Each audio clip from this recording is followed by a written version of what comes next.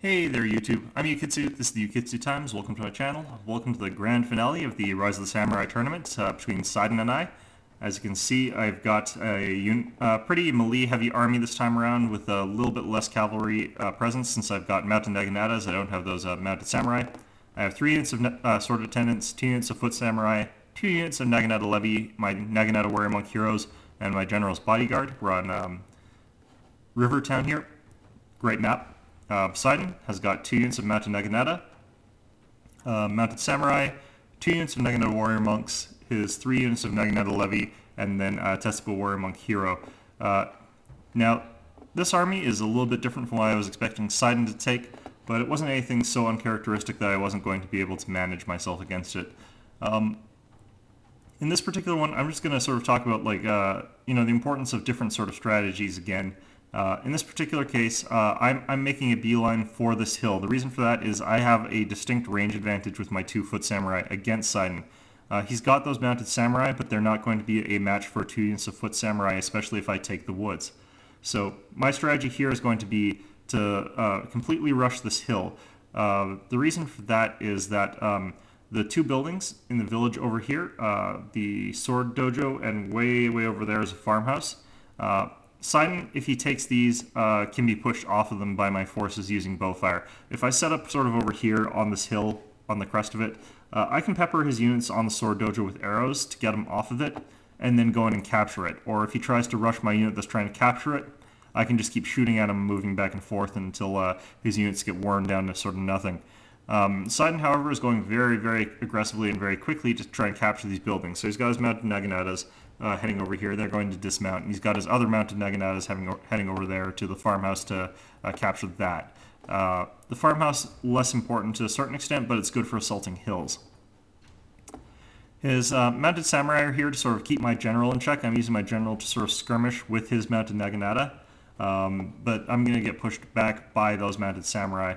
My own mounted naginata are going to come up to try and push back the mounted samurai and just keep him off my back while I try and deal with these guys, because I don't really want to capture the sword dojo for free. I want to make sure it costs him something. Be it, I take free pot shots at him, I delay him long enough for my army to really set up in a strong position, or what have you. Now, the danger that his army presents to mine is hammer and anvil strikes. That's sort of classical. He ties me up in the front with cheap units, and then charges me from behind with his more quality cavalry. Now, the thing about this army is that it makes me play it in a slightly peculiar way given my army composition. Normally what you want to do with sword attendants is get a really good bonsai charge downhill. That would just absolutely devastate whatever it is they've charged into, but since he sort of layered his troops, albeit I think he sort of layered them incorrectly, what he wants to do is put the Naginata levy up front, and then put the Naginata warrior monks behind to absorb the charges. If he does that, then he's going to be in a solid position. Now, if he doesn't, so if I don't do that though, what's going to happen is we're going to get into a protracted melee fight, which theoretically should favor him slightly, but since I have got the infantry advantage in general, I'll still be able to win. And what this means is I can save all of my bonsai charges to become unbreakable when his units swing around behind me. And that means that his theoretical hammer and anvil strike, which is supposed to use, it's not a great tool for killing units. What it does is it provides a huge morale shock, is going to do nothing since he's not going to be able to break into my units. They'll become unbreakable for about 40 seconds or something. Coupled that with hold firm on my Naginata warrior monk hero, and his ability to use hammer and anvil strikes is just going to completely disappear. So that's going to be sort of my strategy for this one. And in all honesty, I think it's one of those matchups where I'm at a bit of an advantage compared to Sydin. So there are some things that he could try and do to counter that, but it would be much harder for him to win this particular fight with that in mind than it is for the other way around, because I hold most of the advantages. His only advantage is that mobility, and I do believe I can shut it down here. Sydin's left his units to try and capture.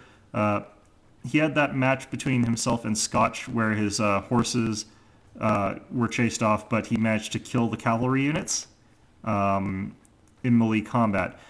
In this particular case, though, I'm just running in, disrupting the horses, and then running away. And this is a great way to get rid of your opponent's forces. I think he was hoping that I would sort of stick in there and he'd get to kill my general unit or something like that.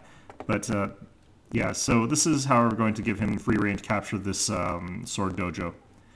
Now, he's just lost a quarter of his mobility, which is really great for me. Without that extra mobility, I don't have to worry about anywhere near as many things. I've gotten a pretty decent position along this hill. I should actually be moving it up just a little bit more, but I'm honestly pretty happy with this position. Pegging away with my archers here, getting a few cheap kills, but I don't have a great angle right now. That'll sort of improve as he gets closer. Now, the reason I picked Foot Samurai is that the sort of frontage of this narrow hill section here, if you did sort of camp the sword dojo, is very narrow, so you can only get a few archer units over there at a time. So you want to go for quality units. Here you can see I've targeted his Naginata warrior monks. That was just because they were in front. I wasn't really selectively targeting them. It switches over once they get out of range to these mounted samurai. And he switched to whistling arrows. I don't really agree with that personally. Whistling arrows do less kills, as far as I can tell, than regular ones. They just provide a morale penalty and a movement speed penalty. The thing is that I'm not moving my forces, so those whistling arrows aren't going to help him. I think they actually also do decrease reload rate on missile units, though, so it could have been okay for that. But for the most part, not necessarily something I would have popped there. Flaming arrows, maybe. I think he already used them. I can't remember. Anyhow, his forces are sort of lining up against mine.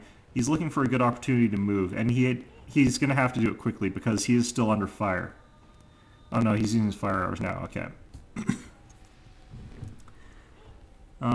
Bit wasted. He probably should have used them against the foot samurai that are over here instead of the ones that are in these woods here, since these guys aren't really going to take any... Yeah, they take 0 casualties from that.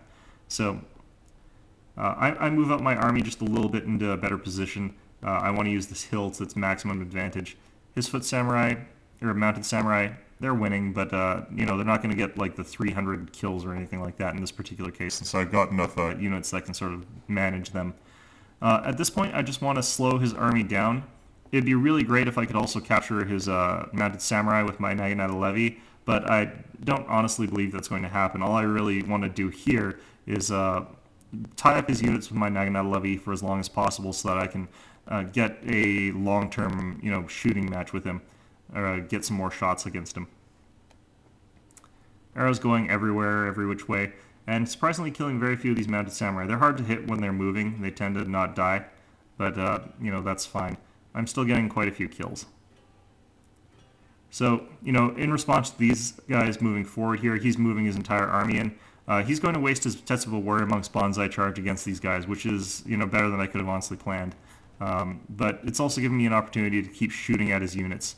My sword attendant's charging in here, but as you can see, I'm not using my Bonsai charge. Okay, and the reason for that is, if he gets around their backside with these mounted Naginata or with a melee unit of some sort, these guys are going to be in a lot of trouble. So I need the ability to kind of keep these guys on the field, so they're going to blow Bonsai charge to stay there. So those Naginata levy just get immediately destroyed, which, you know, perfectly fair. That's pretty much what I sent them in for. I think it's given my foot samurai a decent opportunity to keep firing, though, that they wouldn't have otherwise had. These Naginata levy, keeping them on reserve to sort of watch these mounted Naginata over here. My own mounted Naginata are going to have to start moving away from those my opponent's mounted Naginata, since I need to keep some mobility. He can afford to lose a little bit. So I've inspired this unit because inspiration, unlike Bonsai, does not make them unbreakable. With that downhill charge, though, that's still going to be absolutely devastating. I have turned on Bonsai charge, and that was because I was looking at the screen. I wasn't sure if his mounted samurai had moved to behind my unit or not. When cavalry charges you, they can sort of charge through your unit and end up behind them and give the rear attack bonus against your unit. So it was important for me to put Bonsai on them. I think I have to put it on these guys shortly too. But it was mostly just these guys, because these guys are technically, I think, being attacked in the rear. And you can see this cavalry break through behind them. So they would have broken if I hadn't done all that. Now, I've got my mounted Naginatas chasing after my opponent's general's bodyguard. it's a good use for them. Over here, you can see that his cavalry is charging in against these sword attendants from the side. That's going to be a devastating flanking charge. And you can see my morale tanking like immediately, but I saved that bonsai charge for now rather than using it on the actual charge. So here you can see my unit suddenly back up to green morale. And that's sort of why I chose to do it that way. I knew my opponent would be able to get a devastating flanking or a rear charge, and I didn't want to use my bonsai charge to stop that. You can see this unit's also completely swarmed. If they were actually, not bonsai'd right now, they would have broken.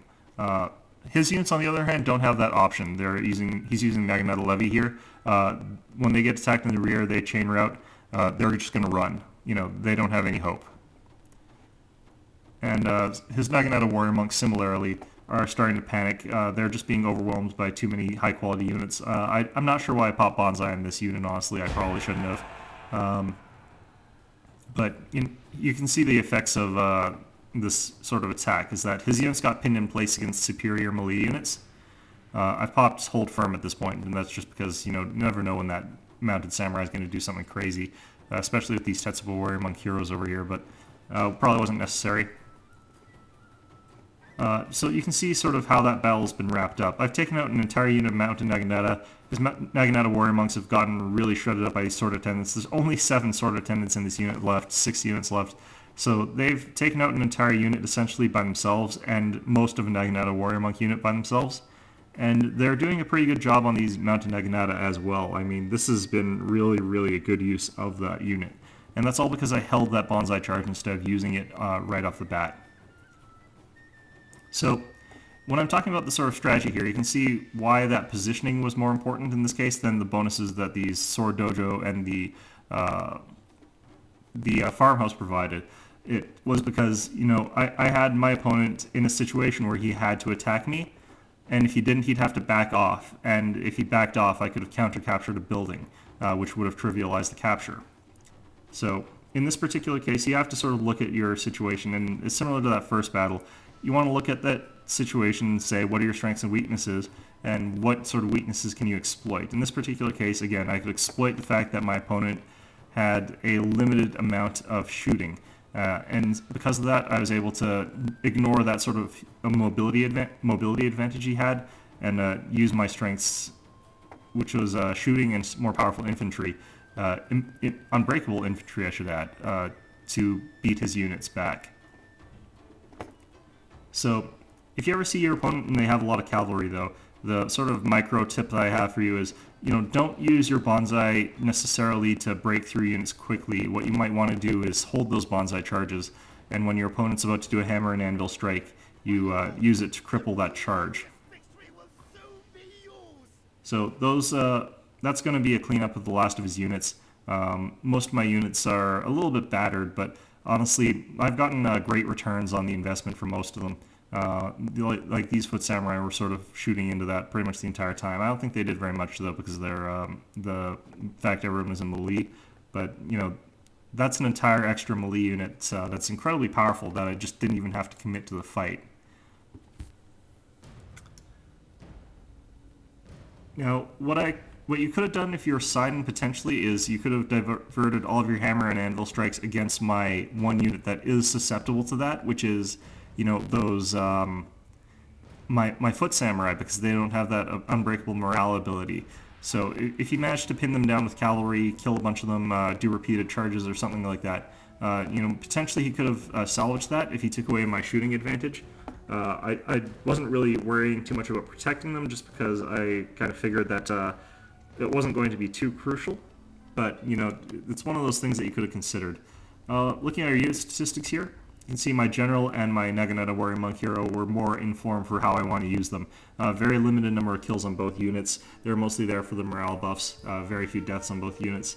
Naginata Levy, one of them got completely wiped out without doing anything. That was the one that sort of frontal charge to meat shield for everything. Another one got 72 kills and 79 losses. They were mostly running down fleeing units, if I recall. Sword Attendants, 67 kills, 109 kills, 49 kills.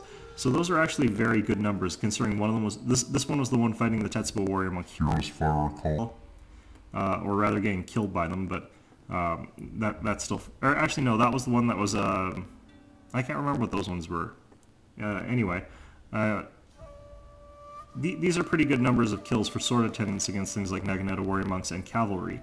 My foot samurai, they didn't really get to do what they were, there for, but I didn't get very many kills in general with this particular army composition. The thing was that, I ground down my opponent and then I got that rear charge, that hammer and anvil that should have technically favored Sydin. Like, he should have been able to get that off against me, and that caused a chain rout very quickly against him.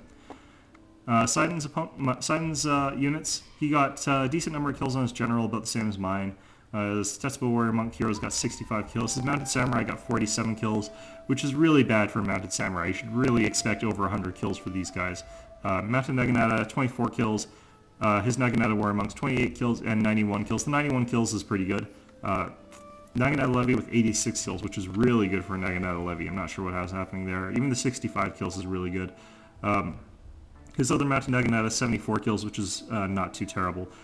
He did leave out this Naginata levy here for some reason. I think he was sort of holding it reserve, but I think he was a little bit panicked at the time. So I don't think that they would have been enough to sort of swing anything in the battle, since my reserve was definitely a superior unit. I had a foot samurai in reserve that would have sort of dealt with them. But all in all, that was a very good match. I think it sort of highlights the importance, though, don't recklessly sort of go for the buildings. The buildings are not going to be game-changing game winners. The game winners are having, good strategy and fundamental tactics and a really good position over your opponents, as opposed to having those buildings bonuses. There are a lot of games where I go into them, and on paper, all my units are a lot weaker. But if I can get a good positional advantage on my opponent, if I can use my abilities correctly, for example, using the bonsai to keep my line intact despite the fact that I was rear charged by cavalry, doing things like that. If you can manage that, then you're going to win despite the numeric inferiority of your units, the theoretical inferiority of your units. Anyway, that was a good match against Sydin. It was a really interesting tournament. It was pretty tough in the finals there. Didn't necessarily think I was going to win it. I've been saying the entire time that hubris is going to be my downfall, but fortunately it wasn't. But in any event, it was a good tournament, good game to all of my opponents. And I hope that maybe after the Vanilla Shogun 2 tournament, or Vanilla Shogun 2 Let's Play, there will be another tournament and we'll play that one. Anyway, I hope you found this informative, and I hope to see you all next time.